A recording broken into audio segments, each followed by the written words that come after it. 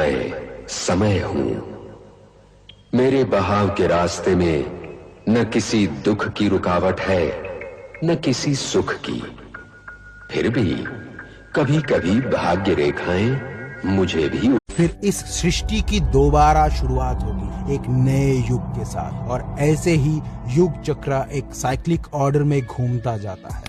जैसे सत्ययुग के बाद त्रेता युग, उसके बाद द्वापर और फिर कलयुग आता है, देन अगेन ये ऑर्डर कलयुग से रिवर्स में रिपीट होता है। मतलब कलयुग के बाद द्वापर, फिर त्रेता, उसके बाद सत्ययुग फिर से आता है और एक महायुग कंप्लीट होता है। अगर बात करें इंपॉर्टेंट इवेंट्स की, तो सत्ययुग को छोड़ के त्रेता, द्वापर और खासकर कलयुग को समझना हमारे लिए बहुत जरूरी बन जाता है, क्योंकि इससे हमको पता चलता है कि हम अभी तक अपने धर्म के रास्ते से धीरे धीरे करके कितना दूर भटक चुके हैं। पुराणों में जो वर्णन दिया गया है उसके साथ आज के समाज में कितना सिमिलरिटीज है, ताकि हम आने वाला कल का अंदाजा लगा पाए।